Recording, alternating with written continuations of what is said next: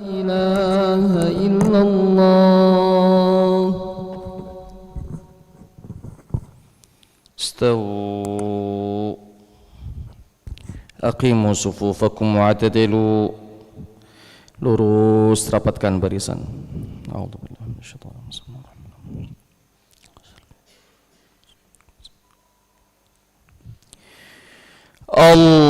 Allahu akbar.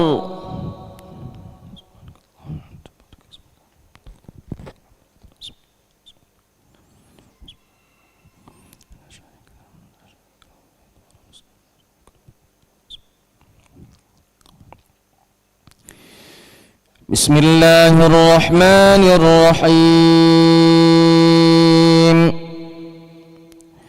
Alhamdulillahi rabbil alamin.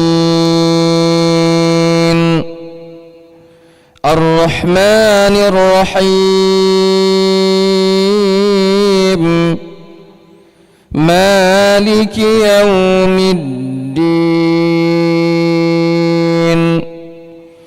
Iyyaka na'budu wa iyyaka nasta'in. Ihdinas siratal mustaqim. Siratal ladzina an'amta 'alaihim ghairil maghdubi 'alaihim waladdallin.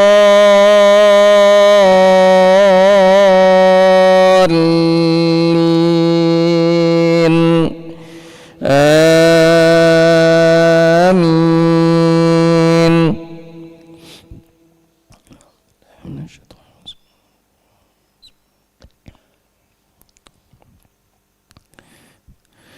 Wal fajri wa layalin 'ashrin wasyaf'i wal watri wal layli idza yasr.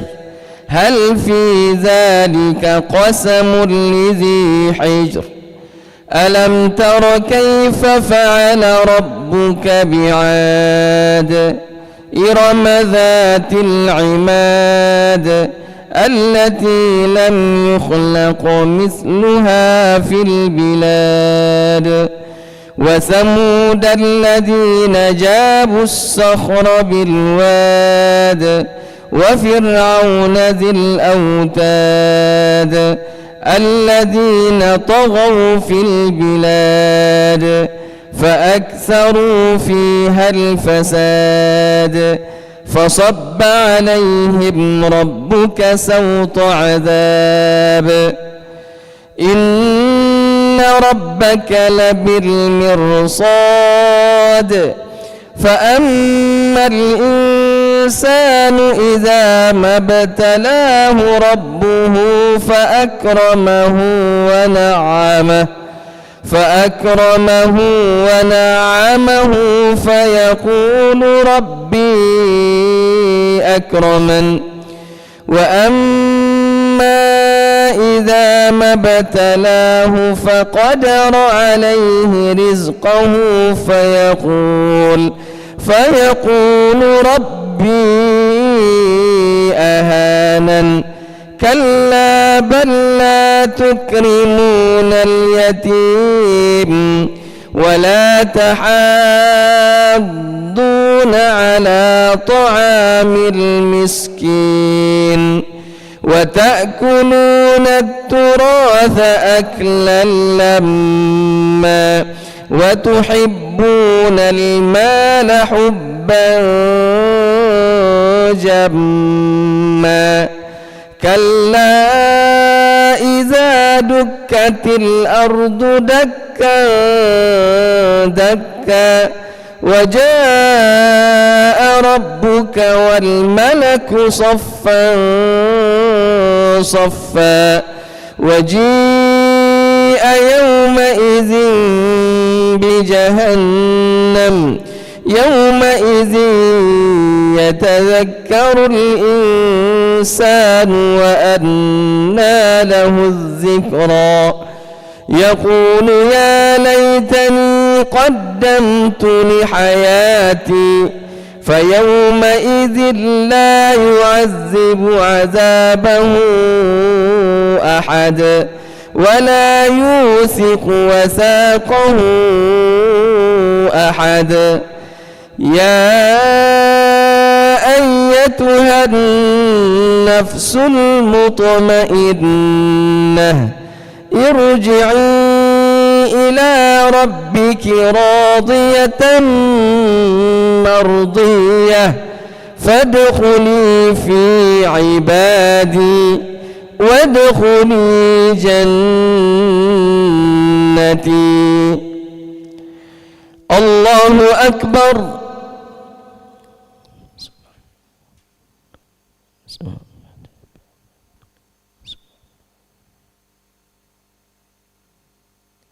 سمع الله لمن حمده.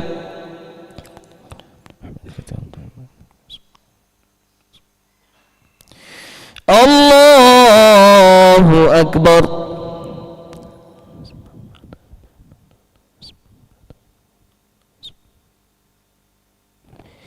الله أكبر.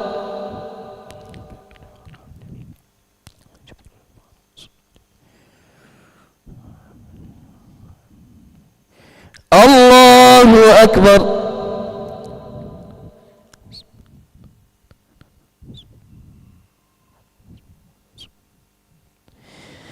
الله أكبر.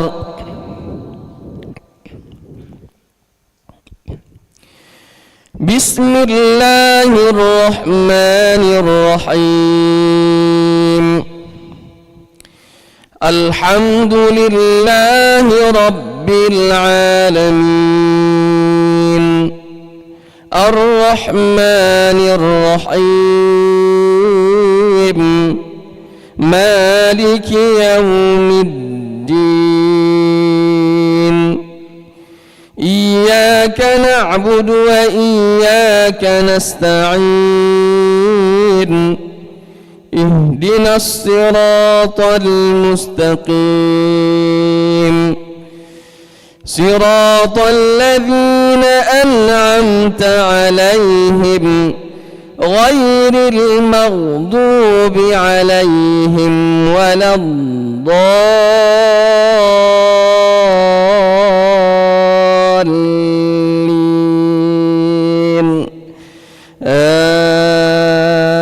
آمين.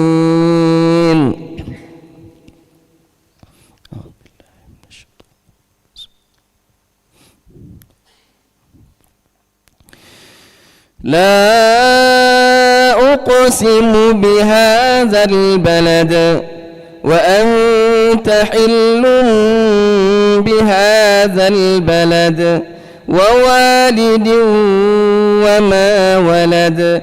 لقد خلقنا الإنسان في كبد. أيحسب أن لن يقدر عليه أحد. يقول أهلكت مالا لبدا. أيحسب أن لم يره أحد. ألم نجعل له عينين ولسانا وشفتين وهديناه النجدين. فلاقتحم العقبة وما أدراك ما العقبة. فك رقبة أو إطعام في يوم ذي مسغبة يتيما ذا مقربة أو مسكينا ذا متربة. ثم كان من الذين آمنوا وتواصوا بالصبر وتواصوا بالمرحمة. أولئك أصحاب الميمنة. والذين كفروا بآياتنا هم أصحاب المشأمة. عليهم نار مؤصدة. الله أكبر.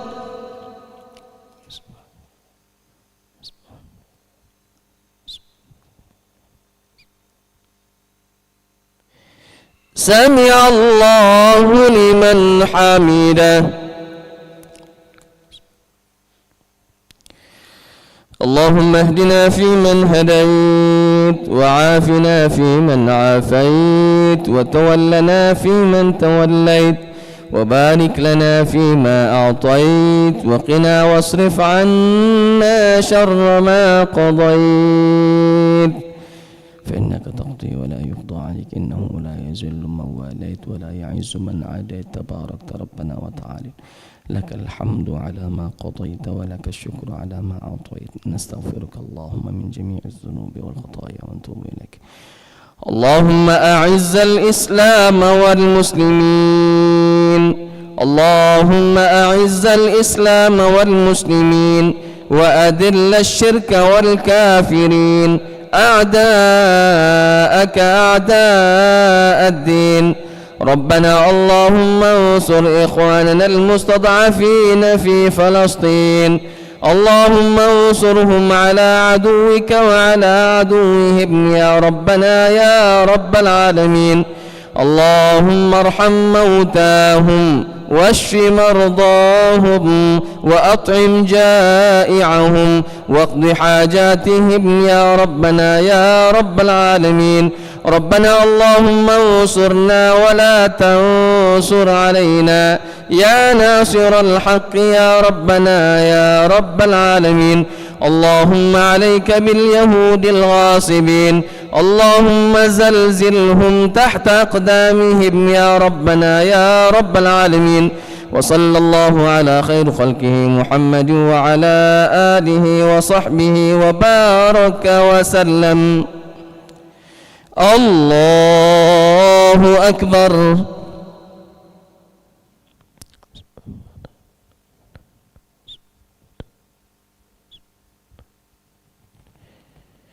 الله أكبر.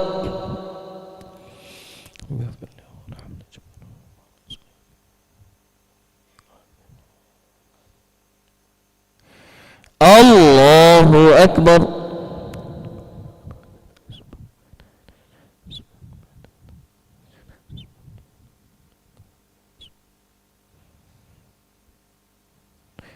الله أكبر.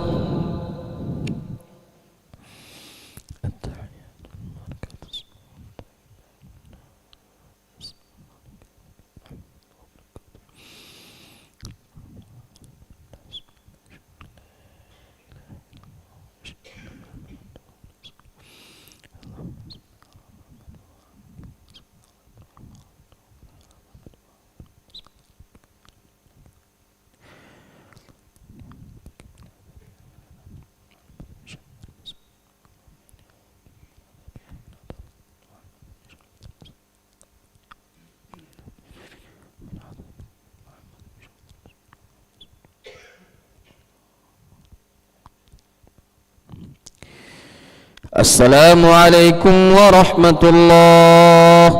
السلام عليكم ورحمة الله. استغفر الله العظيم. استغفر الله العظيم.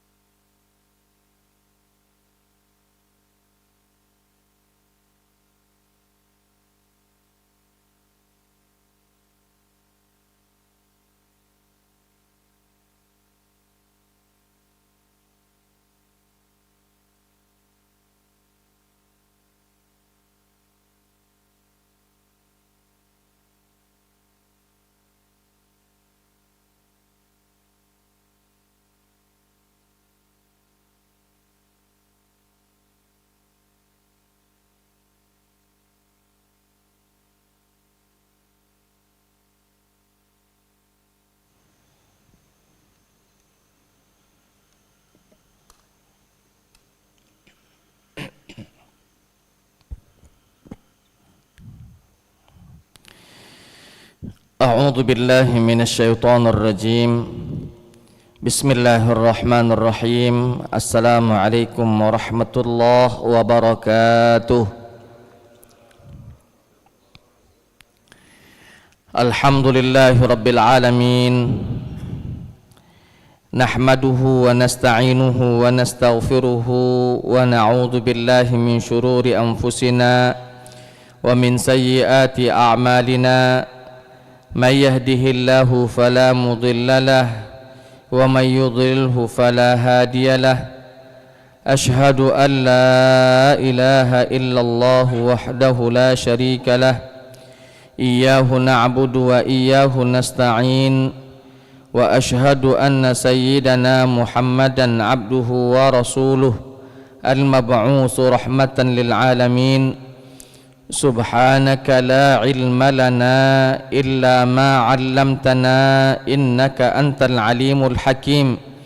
Qala rabbi shrah li sadri wa yassir li amri wahlul 'uqdatam min lisani yafqahu qawli. Rabbi ati nafsi hudaha wa zakkiha anta khairu man zakkaha anta waliyuha wa maulaha summa amma ba'du. Ma'asyiral hadirin, jamaah salat subuh Masjid Baitur Rahman yang dimuliakan oleh Allah Subhanahu wa taala. Syukur alhamdulillah, di subuh hari Sabtu ini kembali kita dipertemukan oleh Allah Subhanahu wa taala dalam kondisi sehat wal afiat. Salawat beriringkan salam semoga selalu tercurahkan kepada junjungan kita baginda Nabi besar Muhammad sallallahu alaihi wasallam. Bapak-bapak, ibu-ibu, hadirin wal hadirat yang dimuliakan oleh Allah, di kajian tafsir kita di 2 pekan yang lalu kita akhiri pada surat Al-An'am, surat Al-An'am ayat 160. Maka di subuh hari ini insyaallah kembali kita akan melanjutkan kajian tafsir kita di surat Al-An'am ayat 161, Al-An'am ayat 162 dan 163. Kalau memang memungkinkan waktu kita sampai Al-An'am ayat 164 atau 165. Sebelum kita mencoba mengkaji, mentafsirkan ayat-ayat tersebut, alangkah baiknya jikalau kita baca terlebih dahulu ayat-ayat yang akan kita tafsirkan. A'udzu billahi minasy syaithanir rajim. Bismillahirrahmanirrahim. Qul innani hadani rabbi ila siratin mustaqimin dinan qiyaman millata Ibrahim hanifa وما كان من المشركين قل إن صلاتي ونسكي ومحياي ومماتي لله رب العالمين لا شريك له وبذلك أمرت وأنا أول المسلمين قل أغير الله أبغي ربا وهو رب كل شيء ولا تكسب كل نفس إلا عليها ولا تزر وازرة وزر أخرى ثم إلى ربكم مرجعكم فينبئكم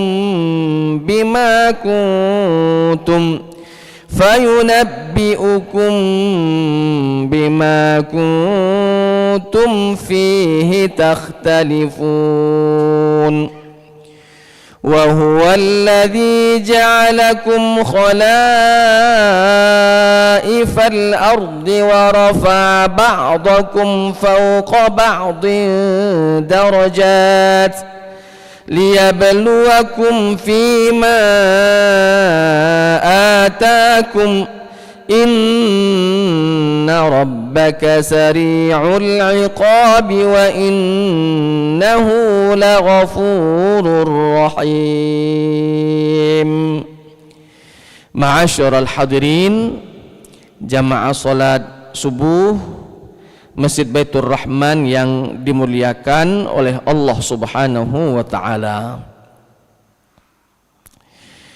Di dalam kitab tafsir Ibnu Katsir menjelaskan ketika Allah Subhanahu wa taala berfirman di dalam surat Al-An'am ayat 161 ini, Ibnu Katsir mengatakan bahwa yaqulullahu ta'ala amiran nabiyahu sallallahu alaihi wasallam, Allah Subhanahu wa ta'ala berfirman menyampaikan perintah kepada nabinya sallallahu alaihi wasallam, sayyidul mursalina, pemimpin para nabi, an yukhbira bima an'ama Allahu bihi alaih, agar supaya menyampaikan kepada umatnya atas nikmat-nikmat yang Allah Subhanahu wa taala telah berikan kepadanya, minal hidayati ila siratihil mustaqim, salah satunya adalah petunjuk Allah Subhanahu wa taala, bimbingan Allah taala menuju jalan yang lurus, alladzi la iwaja fihi, yang mana jalan yang lurus ini tidak berliku-liku, lurus anteng, la iwajata fihi walan hiraf, tidak ada persimpangan, tidak ada juga perbelokan dan lain sebagainya. Jalan ini betul-betul jalan yang lurus, yang dihidayahkan, yang Allah hidayahkan kepada Nabi Muhammad sallallahu alaihi wasallam. Yang dimaksud di sini adalah jalan yang lurus adalah dinan qiyaman millata Ibrahim hanifa, jalan yang lurus, ajaran agama Islam yang dulu juga dianut oleh kakek moyangnya yang bernama Nabi Ibrahim alaihissalam. Ma'asyiral hadirin, kenapa ketika kita membahas tentang agama yang lurus selalu disampaikan bahwa contohnya adalah Nabi Ibrahim alaihissalam, tidak nabi-nabi yang lain? Kita katakan bahwa semua para nabi itu di jalan yang lurus, dari nabi pertama sampai nabi terakhir, dari rasul pertama hingga rasul terakhir, kesemuanya ala siratihil mustaqim, berada di jalan yang lurus, tidak ada persimpangan di sana, tidak ada lika-liku di dalam perjalanannya, semuanya menuju Allah taala. Lalu kenapa Ibrahim yang selalu dijadikan contoh oleh Allah Subhanahu wa taala? Jawabannya adalah karena Nabi Ibrahim ini abul anbiya, bapaknya para nabi, nenek moyangnya para nabi. Nabi Ibrahim punya anak Ismail dan Ishak. Ishak punya anak yang bernamanya Yakub, Nabi Yakub. Yakub memiliki anak namanya Nabi Yusuf. Begitu selanjutnya sampai ke Nabi Isa. Sedangkan Nabi Ismail alaihissalam punya keturunan nabi, dia adalah sayyidul anbiya, pimpinan para nabi, nabi kita Muhammad sallallahu alaihi wasallam. Maka ketika disebut nama Nabi Ibrahim, berarti kesemua nabi-nabi tersebut bermuara kepada Nabi Ibrahim. Makanya ketika Allah Ta'ala mengatakan millata Ibrahim hanifa, ajaran-ajaran agama yang dianut oleh Nabi Ibrahim al-Hanif yang lurus ini, maka selayaknya Yahudi dan Nasrani menerimanya. Kenapa? Karena bersumber dari sumber yang sama, satu frekuensi, satu sumber, ya. Nasrani Nabi Isa alaihissalam bersumber dari ajaran agama yang satu yang dibawa oleh Nabi Ibrahim alaihissalam. Nabi Musa bersumber dari ajaran agama yang satu, yaitu ajaran agama Nabi Ibrahim alaihissalam. Nabi-nabi yang lain sampai ke Nabi Muhammad bersumber dari ajaran agama Nabi Ibrahim, yang mana ajaran agama Nabi Ibrahim alaihissalam yang hanif, yang lurus ini dipatok bahwa la syarikalahu, dia tidak pernah mensekutukan Allah dengan sesuatu apapun. Itu Nabi Ibrahim alaihissalam. Wa ma ana minal musyrikin, dalam riwayat yang lain bahwa Nabi Ibrahim alaihissalam tak pernah melakukan perbuatan kesyirikan, tidak pernah melakukan mempertuhankan selain Allah Ta'ala. Bahkan wa ana awwalul muslimin, bahwa Nabi Ibrahim alaihissalam bergegas untuk menjadi manusia yang menyerahkan diri sepenuhnya kepada Allah Subhanahu wa Ta'ala. Makanya di ayat ini, ma'asyiral hadirin, ketika Allah Ta'ala mengatakan, qul, katakan wahai Muhammad, innani hadani rabbi ila siratin mustaqim, sesungguhnya aku Muhammad, kata Nabi, ya, telah diberikan petunjuk oleh Allah Subhanahu wa Ta'ala kepadaku ila siratim mustaqim, jalan yang lurus, tidak ada perpecahan, tidak ada inhiraf, tidak ada perselewengan di sana, tidak ada lika-liku di dalam jalan menuju Allah Ta'ala. Dinan qiyaman millata Ibrahim hanifa, ajaran agama yang diajarkan oleh Nabi Ibrahim alaihissalam. Ada mungkin yang bertanya begini, Pak, kalau begitu seakan-akan ajaran agama Ibrahim itu lebih sempurna dibandingkan ajaran yang dibawa oleh Nabi Muhammad. Kita jawab tidak. Kita jawab tidak, bukan seperti itu konsepnya. Konsepnya adalah ajaran agama Nabi Ibrahim itu, Pak, pondasi. Nah, Nabi Muhammad sallallahu alaihi wasallam melengkapi kekurangan-kekurangan kalau memang ada kekurangannya, memperbaiki kalau memang ada kesalahannya, mempercantik kalau memang bisa dipercantik, diperindah kalau memang bisa diperindah. Jadi bukan artinya pemahaman Nabi Ibrahim yang sempurna, pemahaman Nabi Muhammad cuma nurut, tidak. Nabi Muhammad SAW menyempurnakan ajaran agama dari sumber yang sama, yaitu millata Ibrahim hanifa, ajaran agama Nabi Ibrahim yang lurus tersebut. Kenapa? Karena Nabi Ibrahim bapak moyangnya para nabi. Seharusnya kalau Nabi mengucapkan millata Ibrahim hanifa, orang Nasrani manut, siap, rupanya bedulur kita bertemu di Nabi Ibrahim. Orang Yahudi juga seharusnya ketika mendengarkan millata Ibrahim hanifa, kata orang Yahudi, siap, rupanya bedulur kita dari sumber yang satu, nenek moyang kita adalah Nabi Ibrahim alaihissalam. Nabi Ibrahim alaihissalam. Karena pertemuan antara orang-orang Nasrani dan orang-orang Yahudi di hadapan umat Islam, pertemuannya di satu Nabi ini, Pak. Pertemuannya yang paling dekat adalah di Nabi Ibrahim alaihissalam. Kalau di Nabi Nuh, itulah kejauhan. Memang semua kita bertemu ke Nabi Nuh, ya, karena setelah banjir bandang maka semua anak keturunan manusia berasal dari anak keturunan Nabi Nuh. Apalagi kalau kita mengatakan kita sama-sama dari anak keturunan Nabi Adam, lah jauh nian, itu terlalu jauh ya sumbernya. Maka selain sumbernya dari satu sumber dari Nabi Adam alaihissalam, lalu bertemu kita di Nabi Nuh alaihissalam, bertemu lagi kita di Nabi Ibrahim alaihissalam. Nabi Ibrahim punya anak namanya Ismail, lahirlah Sayyidul Anbiya wal Mursalin Nabi Muhammad sallallahu alaihi wasallam.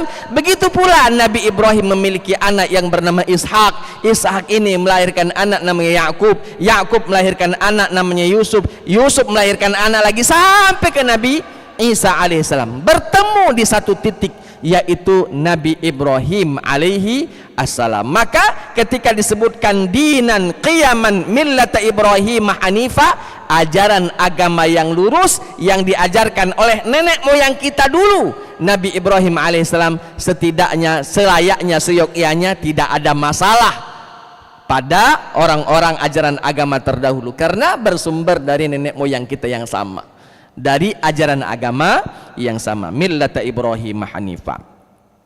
Lalu Allah Ta'ala juga menjelaskan kenapa ajaran agama Nabi Ibrahim ini yang dipilih oleh Allah. Wa ma kana minal musyrikin, Nabi Ibrahim itu tidaklah pernah melakukan kesyirikan. Lalu bertanya lagi kita mungkin, Ustadz, apakah nabi-nabi lain pernah melakukan kesyirikan? Jawabannya tidak. Lalu kenapa Nabi Ibrahim yang disebutkan wa ma kana minal musyrikin? Karena Nabi Ibrahim dituduh oleh orang-orang bahwa Nabi Ibrahim pernah melakukan kesyirikan. Kapan itu? Ketika di dalam Al-Quran menjelaskan Nabi Ibrahim proses pencarian Tuhan. Masih ingat ya itu? Ketika Nabi Ibrahim alaihissalam melihat rembulan, Nabi Ibrahim berkata kepada kaumnya, wahai kaumku, ngapo nak nyembah yang dak kati, ngapo nyembah bulan baik itu daripada nyembah bintang? Bulan lebih besar, lebih terang. Akhirnya semuanya nyembah kepada bulan. Esokan hari melihat matahari terbit, kaumku, ini becaknya lebih terang daripada semalam, lebih besar daripada semalam matahari, dan juga tidak ngilang-ngilang. Apa kata mereka? Betul juga, ngapa kita tidak nyembah matahari? Baik, kita nyembah matahari. Dan apa yang dilakukan oleh Nabi Ibrahim itu bukanlah penyembahan, Pak, hanya memberikan contoh saja, memberikan contoh supaya cepat nalarnya kaumnya. Kalau langsung disebutkan inni wajjahtu wajhiya lilladzi fataras samawati wal arda hanifa, sisip dikit dibakar lagi Nabi Ibrahim ini. Kenapa? Karena ajaran agamanya berbeda dengan kaum yang tempat tinggalnya, tempat hijrahnya Nabi Ibrahim alaihissalam. Makanya metode dakwah Nabi Ibrahim alaihissalam dengan metode akliyah, dengan menggunakan logika. Ini lebih besar dari bintang yang kita lihat semalam. Bulan baik, ngapa dak bulan? Iyo, ditinggalkan Tuhannya yang namanya bintang-bintang, nyembah kepada bulan. Ketika mereka nyembah kepada bulan, ini lebih besar matahari dibandingkan bulan semalam, lebih terang, ngapa dak yang ini, Pak? Iyo juga. Ini membuat orang-orang kaumnya tersebut menjadi pelin-pelan, meragukan cara mereka untuk mencari Tuhan. Salah yang kemarin, ini juga salah, caknya ini yang bagus. Ketika matahari tenggelam, sore datang, malam pun tiba, dak jadi, kata Nabi Ibrahim. Ngapo aku dak senang kalau Tuhan ngilang-ngilang? Ngapo dak langsung nyembah kepada Tuhan yang menciptakan matahari, Tuhan yang menciptakan bulan? Ini cara dakwahnya Nabi Ibrahim alaihissalam. Jadi Nabi Ibrahim wa ma kana minal musyrikin, Nabi Ibrahim tak pernah melakukan kesyirikan yang dituduhkan oleh orang-orang yang tidak bertanggung jawab. Satu itu. Lalu kenapa Nabi Ibrahim juga dikatakan wa ma kana minal musyrikin? Selain cerita yang sudah saya ceritakan tadi, Nabi Ibrahim itu Pak rentan saya katakan, rentan melakukan kesyirikan. Kenapa? Bapaknya langsung produsen berhala, rentan sekali. Bapaknya langsung Azar yang memahat batu lalu dijadikan berhala, dijual di pasar, dibeli dan disembah. Ini sang bapak, Pak. Anak rentan sekali.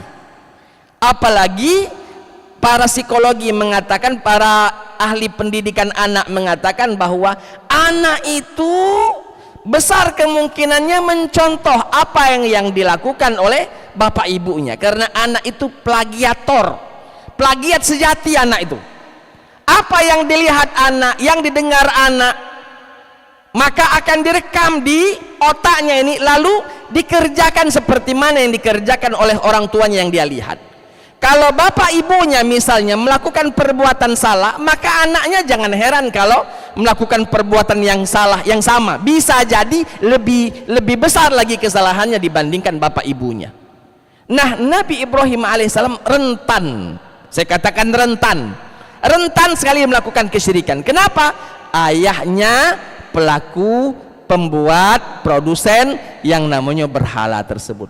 Tapi Nabi Ibrahim di atas jalan yang benar. Orang tuanya dinasihati, orang tuanya didakwahi, resiko apapun dia terima, dipukul, dihina, bahkan diusir dari rumahnya, dia ikuti. Yang penting bukti sayang Nabi Ibrahim kepada orang tuanya, didakwahi, diajak, diajarkan. Nah, ini juga menunjukkan Pak, seorang ayah belum tentu selalu benar di hadapan anak tadi. Jangan sampai kita bilang, aku nih bapak, aku benar terus, kamu salah. Tidak Pak. Apalagi kalau anak sudah dewasa, sudah mampu berpikir dengan baik, logikanya jalan. Jangan sampai kita memaksa kehendak anak, ya, memaksa kehendak kita terhadap anak-anak. Lihat bagaimana Nabi Ibrahim alaihissalam, bapaknya makso, melo ajaran agamaku, turuti apa kataku, apa yang aku buat ikuti juga. Nabi Ibrahim tidak melakukannya, walaupun harus terpaksa diusir dari rumah, ya, wahjurni maliya, tinggalkan aku, jangan hidup sama aku lagi, tidak diakui anak lagi, sudah. Kenapa? Karena bukti cinta Nabi Ibrahim mendakwahi orang tuanya. Bahkan bukti cinta Nabi Ibrahim berjanji untuk meminta ampunan kepada Allah untuk ayahandanya di waktu Nabi Ibrahim belum tahu kalau bapaknya termasuk musuh Allah yang tidak boleh dipintai ampunan kepada Allah Subhanahu wa ta'ala. Maka di ayat ini mengatakan, wa ma kana minal musyrikin. Nabi Ibrahim alaihissalam tidak pernah melakukan kesyirikan yang dituduhkan oleh orang-orang tentang pencarian Tuhan tersebut, atau Nabi Ibrahim juga rentan terjadinya kesyirikan, bahkan orang tuanya langsung yang memproduksi berhala, tapi Nabi Ibrahim tetap tetap berjaga, bertahan, ya, tidak melakukan kesyirikan. Seperti ikan Pak di laut yang asin, seperti ikan, walaupun laut semuanya nuansanya asin, air asin semua lautan itu, tapi ikan tetaplah tawar. Dan itu sulit Pak untuk menjaga diri itu Pak, asli. Menjaga diri dari lingkungan itu sulit sekali. Daripada beresiko tinggi, lebih baik pindah. Maka para ilmuwan pendidikan mengatakan termasuklah yang menjadi yang menjadi hal menentukan bagaimana didikan kita itu adalah lingkungan, ya, lingkungan masyarakat sekitar. Kalau memang lingkungannya salah, tidak pacak lagi kita benarkan, itu juga masyarakatnya lebih baik pindah dibandingkan kita menghadapi masalah yang besar dan bisa jadi apa yang kita lakukan tidak sukses gara-gara lingkungan tidak mendukung.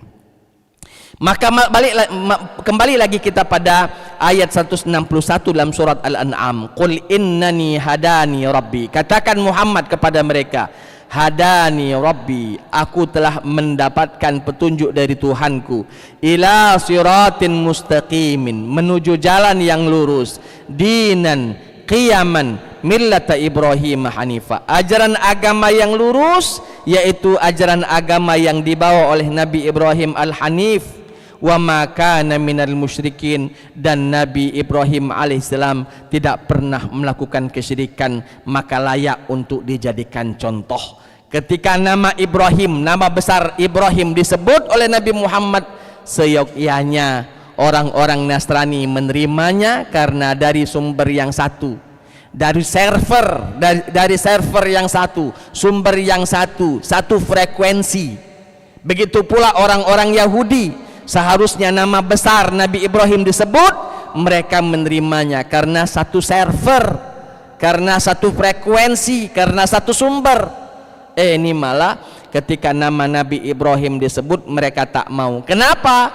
Karena Nabi Muhammad berasal dari anak keturunan Nabi Ismail, sedangkan mereka dari keturunan Nabi Ishak alaihissalam. Salah satu penolakan mereka atas Nabi Muhammad sallallahu alaihi wasallam adalah Nabi Muhammad bukan dari golongan Bani Israel. Itu menjadi masalah. Juhudan, keegoisan mereka, ya, keangkuhan mereka. Padahal mereka tahu bahwa Nabi Muhammad itu benar. Tahu, Pak.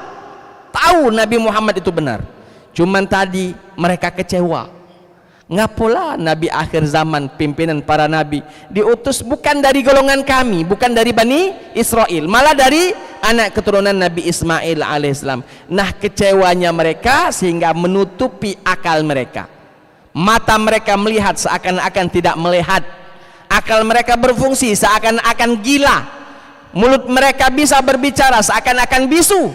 Kenapa? Karena sudah dipenuhi juhudan, rasa ego mereka, rasa sombong mereka, angkuh mereka, bahwa mereka adalah orang-orang pilihan, sedangkan selain Bani Israel adalah orang-orang biasa.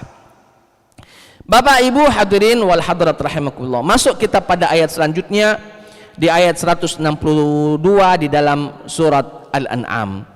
Allah Ta'ala berfirman, "Qul," katakanlah wahai Muhammad, "Qul inna solati," sesungguhnya solatku, "wa nusuki," dan ibadah-ibadahku, "wa mahyaya wa mamati," hidup dan matiku, "lillahi rabbil alamin," hanyalah diperuntukkan kepada Allah Rabbul Alamin, Tuhannya alam semesta.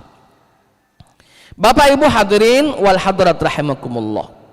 Di ayat ini Bapak Ibu, Allah memerintahkan kepada Nabi untuk menyampaikan kepada manusia bahwa apa yang dilakukan oleh Nabi itu lillah.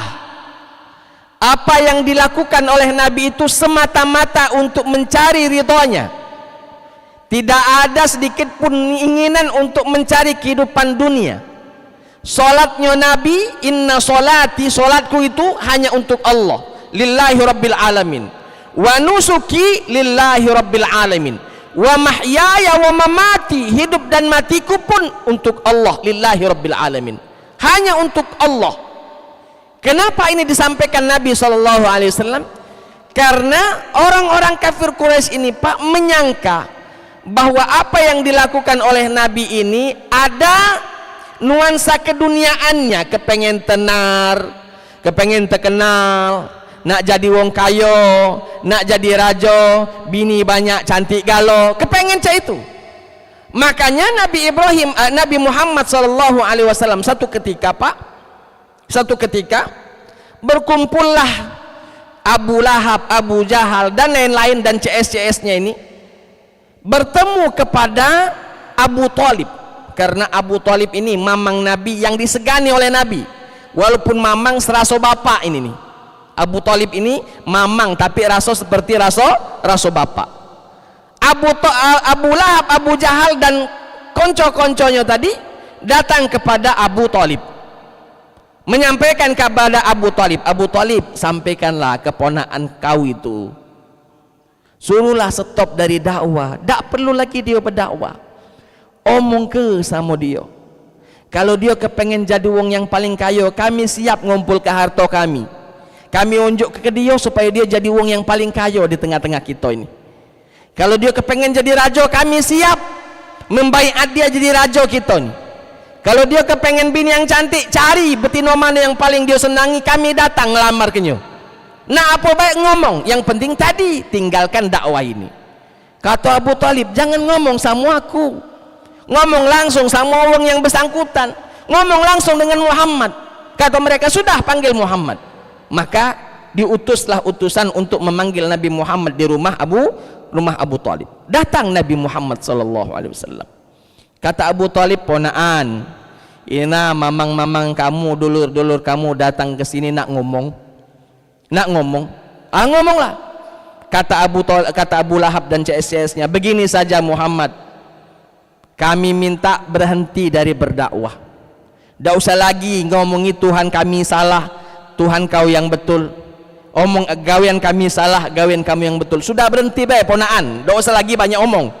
Tinggal kalau kau kepengen jadi wong yang paling kayo di tengah-tengah kami galo-galo ni siap ngumpul ke duit kami, harta kami unjuk galo ke kau. Jadi wong yang paling kayo kau di sini. Kepengen jadi raja, siap kami baiat kau jadi raja. Kau kepengen bini banyak cantik galo, cari, lihat mana, pilih yang mana kosir, kami datangi, kami lamar kepada bapaknya. Tinggal apa be kendak kau sebutkan, kami siap. Yang penting tadi sikok, tinggalkan dakwah ini. Apa kata Nabi? Mudah Pak Nabi SAW, karena memang niatnya lillah, orientasinya hanya Allah, bukan untuk duniawi, bukan untuk apa-apa, hanya lillah. Yang dia cari adalah keridhaan Allah. Apa kata Nabi SAW?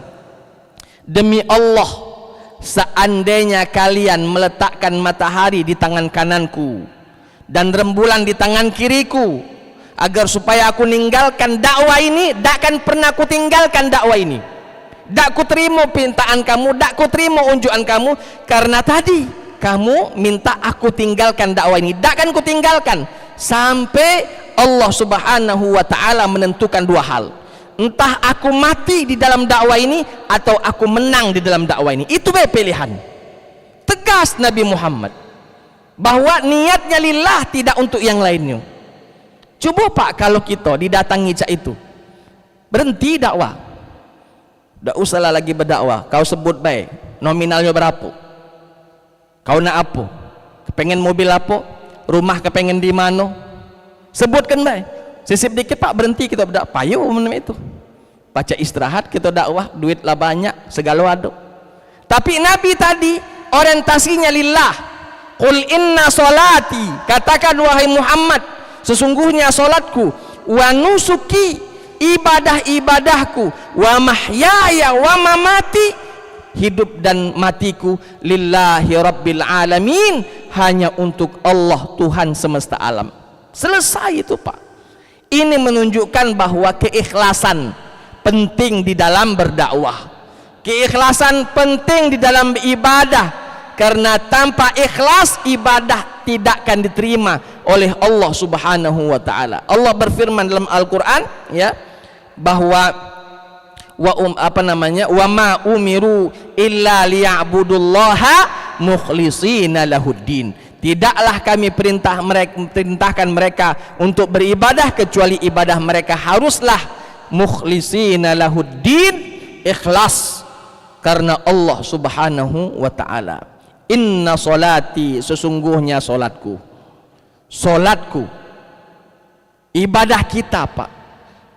Solat itu di sini Pak ada dua kata, solati wa nusuki. Nusuk itu ibadah secara umum, solat ibadah khusus. Kenapa kata para ulama solat dan nusuk ini dipisah?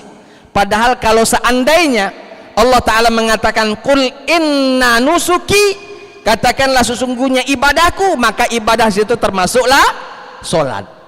Tapi kenapa solat dipisah dari nusuk di situ Pak? Qul inna solati wa nusuki, karena solat ini penting. Solat ini penting. Amalan apa-apa tergantung solatnya Pak. Kalau solatnya bagus, maka yang lain dianggap bagus. Tapi kalau sholatnya buruk, yang lain jangan harap. Makanya Nabi bersabda dalam sebuah hadisnya, awwalu ma yuhasabul abdu yaumal qiyamah as-shalah. Amalan pertama sekali dihisab oleh Allah atas diri seorang hamba adalah sholatnya. Sholatnya. Yang lain lagi, sholatnya dulu lihat. Sholatnya. Kalau sholatnya bagus, kata Nabi, maka yang lain dianggap bagus. Tapi kalau sholatnya buruk, yang lain dianggap buruk, walaupun nilai yang lainnya bagus tapi sholatnya tidak bagus. Makanya saking pentingnya sholat, Allah subhanahu wa ta'ala memecahkan nusuk ini, dikeluarkan ibadah. Saking pentingnya ibadah sholat tadi. Qul inna sholati, katakanlah sholatku. Dan sholat di sini Pak, para ulama membaginya dua. Sholat di sini membaginya dua. Ada sholat secara bahasa, ada sholat secara istilah. Sholat secara bahasa itu adalah ad-doa, doa. Doa itu juga adalah sholat secara bahasa artinya doa. Makanya di sholat-sholat kita itu ya dominan adalah isinya semuanya doa. Makanya secara bahasa sholat itu adalah as-sholatu lughatan, sholat secara bahasa ad-doa. Baru nanti sholat secara istilah ya yang kita lakukan, yang mana diawali dengan takbiratul ihram lalu diakhiri dengan salam. Maka para ulama mengatakan qul inna sholati, katakanlah sholatku. Sholat di sini bisa maknanya sholat yang apa yang kita tahu, dan sholat yang maksudnya adalah doa, ya. Qul inna sholati. Yang kedua wa nusuki. Nusuk itu Pak asal katanya dari nasaka, ay abada. Nusuki ay bima'na ibadi, ya, ibadahku. Maka segala bentuk segala bentuk perbuatan maupun perkataan yang diridhoi oleh Allah termasuklah nusuk di situ. Kita ini kan kadang mengerdilkan makna nusuk itu hanya haji dan umroh. Makanya disebut manasik haji, manasik umroh, ya. Kita kadang mengerdilkan makna manasik itu hanya khusus haji dan umroh saja. Padahal manasik itu artinya ibadah secara umum. Apapun ibadahnya bisa dikategorikan adalah nusuk, ya. Nusuk itu puasa bisa dimaknai dengan nusuk, sholat bisa dimaknai dengan nusuk, dan lainnya semua ibadah bisa dimaknai dengan nusuk. Maka qul inna sholati, katakanlah sesungguhnya sholatku, wa nusuki, apapun yang aku kerjakan ini ibadahku, ya, wa mahyaya wa mamati, bahkan hidup dan matiku pun lillahi rabbil alamin, hanya untuk Allah semata, Tuhannya alam semesta. Nah, inilah Pak, ya, dai yang sesungguhnya, dai yang sesungguhnya, seorang muslim yang sesungguhnya, dia senantiasa mengatakan qul inna sholati wa nusuki wa mahyaya wa mamati lillahi rabbil alamin. Dan ayat ini, bacaan ini Pak, kita dawamkan ketika membaca doa iftitah. Membaca doa iftitah ada inna sholati wa nusuki wa mahyaya wa mamati lillahi rabbil alamin, supaya kita selalu selalu terkontrol Pak. Makanya indahnya ketika kita sholat paham apa yang kita baca Pak. Takutnya kita sholat baik tanpa tahu apa yang dibaca, tanpa tahu makna dari apa yang kita baca. Tapi kalau kita sholat tahu arti dan makna dari apa yang kita baca, ketika kita menyebut qul inna sholati wa nusuki wa mahyaya wa mamati lillahi rabbil alamin la syarika lahu wa bidzalika umirtu wa ana minal muslimin wa ana awwalul muslimin dan lain sebagainya, langsung terekam dalam hati kita. Oh, hidup dan matiku, ibadahku, sholatku, semuanya hanya untuk Allah. Tujuannya satu, lillah, bukan untuk yang lainnya. Ustadz, caro kita begawi lillah. Ustadz, kalau lillah berarti tidak dapat gaji, itu lain cerita Pak, lain itu. Jangan sampai kita maknai lillah lalu tidak dapat gaji juga tidak apa-apa. Ini kan ada namanya hukum alam, bekerja ada yang dikerjakan maka ada yang dihasilkan. Ini kadang kita nih salah persepsi. Maka bekerja walaupun ada gajinya, niatkan ketika keluar rumah ikhlas lillahi ta'ala, tidak membutuhkan apapun. Yang aku butuhkan hanyalah Allah subhanahu wa ta'ala. Semua yang kita lakukan, ya, niatkan lillahi ta'ala. Innamal a'malu binniyat wa innamal likulli imri'in ma nawa.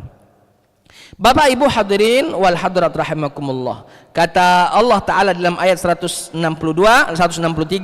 la syarika lahu. Kita ini Pak tidak boleh mensekutukan Allah dengan sesuatu apapun. Tidak ada sekutu untuk Allah. Sedikit apapun, sekecil apapun, Allah itu qiyamuhu binafsihi. Allah Ta'ala berdiri sendiri tanpa membutuhkan yang lainnya. Kita semua Pak, tidak ada di alam ini, Allah tetaplah Allah. Lalu ketika Allah menciptakan kita semua, Allah tetaplah Allah. Allah tetaplah Allah. Qiyamuhu binafsihi. Allah berdiri sendiri, tidak membutuhkan apapun, tidak membutuhkan apapun. Maka la syarika lahu, tidak ada sekutu bagi Allah sekecil apapun. Wa bidzalika umirtu, dan dengan itulah aku diutus, dengan itulah aku diperintahkan. Wa ana awwalul muslimin, dan aku termasuk orang-orang yang bersegera untuk menjadi orang-orang yang menyerahkan diri. Awalul muslimin bukan artinya menjadi orang awal yang menjadi Islam, tidak Pak, ya. Awal itu maksudnya bersegera. Aku termasuk orang yang bergegas, bersegera untuk menjadi hamba yang menyerahkan diri sepenuhnya kepada Allah Subhanahu wa ta'ala. Bapak Ibu hadirin wal hadirat rahimakumullah, sudah hampir jam 6. Saya cukupkan saja dulu materi sampai di situ. Kita coba buka sesi tanya jawab, ya, yang ingin bertanya diaturi.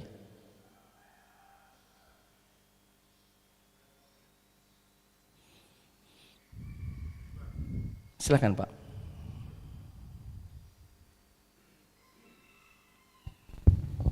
Assalamualaikum Ustaz. Waalaikumsalam warahmatullahi wabarakatuh. Jadi Nabi Ibrahim itu Ustaz, bapaknya kan ahli produsen patung. Ya. Tapi Nabi Ibrahim mendoakan juga. Ya. Rabbana fir lana walidayna. Ya. Apakah ada jawaban Allah di dalam Al-Qur'an? Ya. Terima kasih. Baik. Ma'asyiral hadirin, jelas bahwa orang tua Nabi Ibrahim alaihissalam mati dalam kekafiran. Produsen pembuat berhala, lalu dijual di pasar, lalu dijadikan oleh masyarakat sebagai Tuhan-Tuhan yang disembah di rumah-rumah mereka.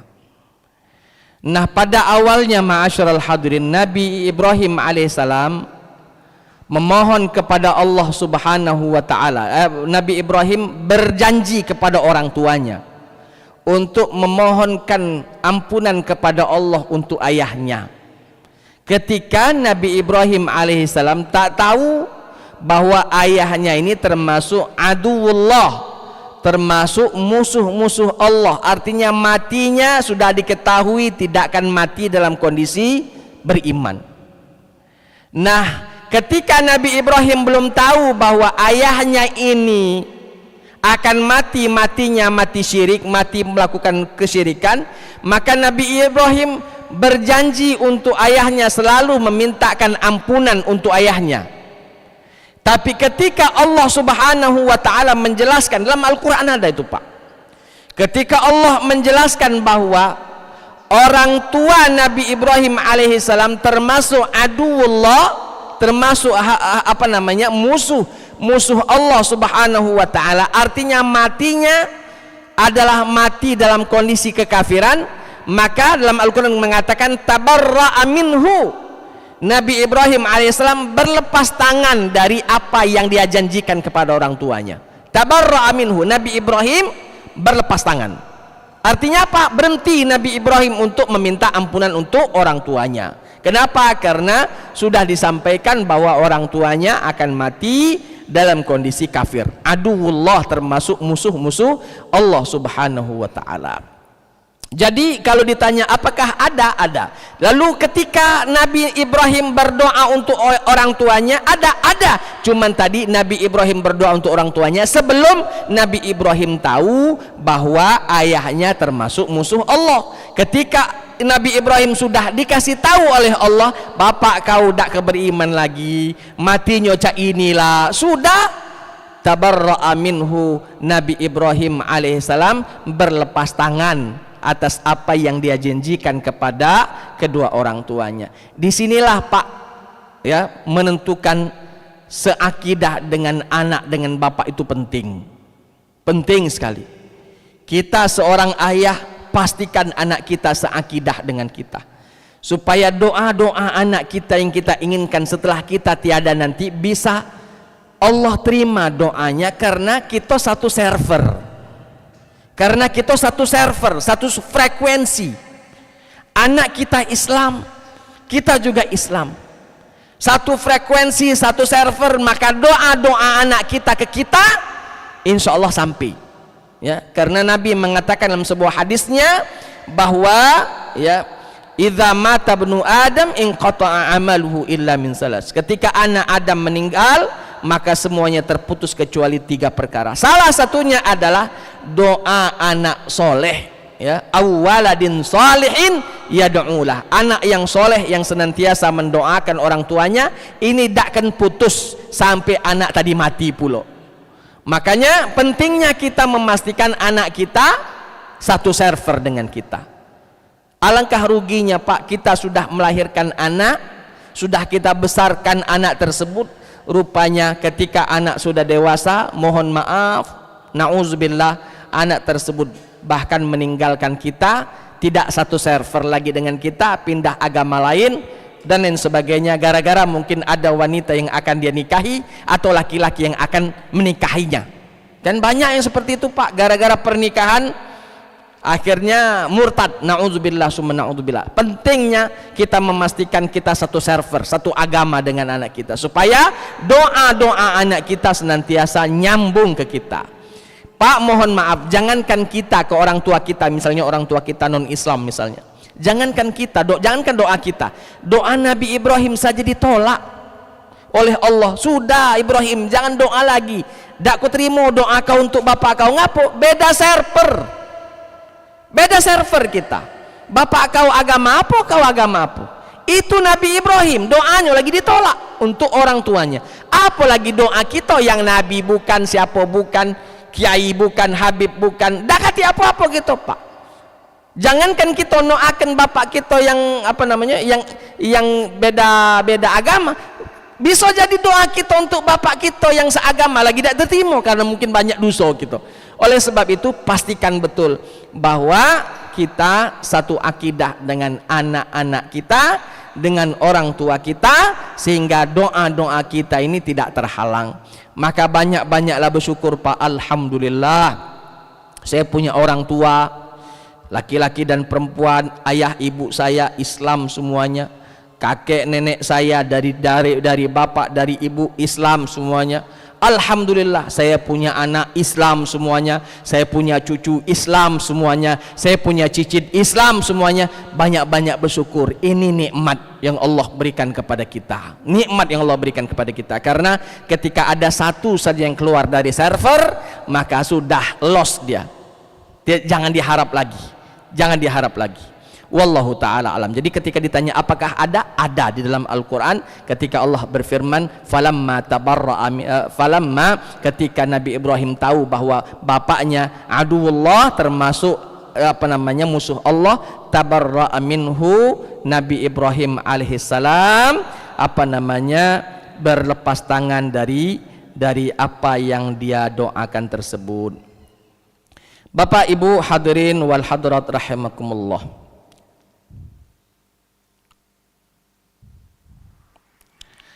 Ada lagi Pak di surat At-Taubah itu Pak, di surat At-Taubah ayat 114 Allah berfirman, wa ma kana istighfaru Ibrahim li abihi illa am mau'idatu wa'adaha iyyah.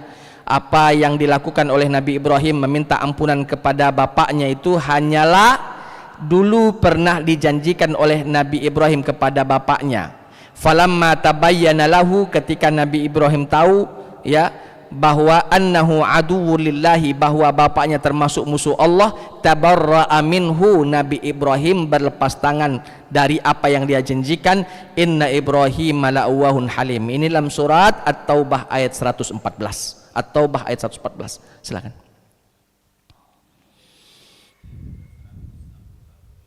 Ya. Di tengah itu bunyinya dinan qiyaman millat Ibrahim hanifah, agama yang lurus, yaitu millahnya Ibrahim yang hanif, Di sini disebut ada kata dinan, ada kata millah. Nah, tapi diterjemahan diterjemahkan dengan terjemahan yang sama, dinan dengan millah. Kira-kira perbedaannya apa, Ustaz? Baik. Begini, Pak. Apa perbedaan antara dinan dengan millah? Dinan itu lebih umum daripada millah. Dinan lebih umum, lebih luas daripada yang disebut dengan millah. Kalau millah ini ajaran agama yang bisa dikategorikan ada kekhususan untuk dia. Beda dengan dinan. Kalau dinan ini luas, semuanya mengenai tidak pandang bulu. Tidak pandang bulu. Contoh misalnya Nabi Ibrahim alaihissalam adalah syariat pertamanya khitan. Syariat pertamanya berkhitan. Karena orang-orang sebelum Nabi Ibrahim alaihissalam tidak disyariatkan berkhitan. Maka khitan di sini dikatakan millah. Ajaran Ibrahimiyah. Tidak dikategorikan menjadi ajaran agama, tapi ajaran saja, karena dikhususkan dimulai dari Nabi Ibrahim. Nah, baru nanti ketika sudah jadi hukum tetap, contoh misalnya seperti kita jadi hukum tetap, barulah dimasukkan ke kategori agama, karena sudah sudah menyeluruh melakukannya. Jadi beda antara millah dengan dinan. Millah itu lebih khusus, dinan itu lebih umum. Dinan millah lebih kecil, adapun dinan lebih besar, ya. Jadi ketika kita katakan dinan maka millah masuk, ketika kita katakan millah maka tidak masuk. Tapi di ayat ini disebutkan bahwa millata Ibrahim. Coba lihat dikatakan millah, syariat-syariat yang diajarkan oleh Nabi Ibrahim bukan sempurna, ya, belum sempurna ketika dimasukkan pada ajaran agama Islam di zaman Nabi Muhammad. Makanya Nabi Muhammad menjadikan millata Ibrahim itu sebagai pondasi saja, sebagai pondasi. Lalu dilengkapi syariat Nabi Muhammad SAW, maka jadilah yang disebut dengan dinul Islam, ajaran agama Islam. Jadi kalau ditanya apa bedanya dinan dengan dinan dengan millah, maka jawabannya adalah millah lebih kecil, ruang lingkupnya lebih kecil, sedangkan dinan ruang lingkupnya lebih besar. Wallahu taala a'lam bissawab. Yang lain? Ada apa? Habis. Masuk waktu syuruk belum? Masuk. Baik Bapak, itu kalau memang sudah selesai, tidak ada pertanyaan, mudah-mudahan Allah Subhanahu wa taala selalu menjaga kita, selalu menjaga agama kita, menjaga keimanan kita. Mudah-mudahan kita selalu diberikan kesehatan oleh Allah Subhanahu wa taala, dibimbing kita untuk di jalan yang benar, selalu kita diberikan taufik dan hidayahnya, dan mudah-mudahan semua amalan yang kita lakukan ikhlas karena Allah, sehingga Allah terima amalan tersebut jadi amal ibadah pemberat timbangan baik kita di akhirat nanti. Itu saja mungkin yang bisa saya sampaikan pada kesempatan kali ini. Mudah-mudahan ada manfaatnya bagi kita semuanya. Subhanakallahumma wa bihamdika asyhadu an la ilaha illa anta astaghfiruka wa atubu ilaik. Assalamualaikum warahmatullahi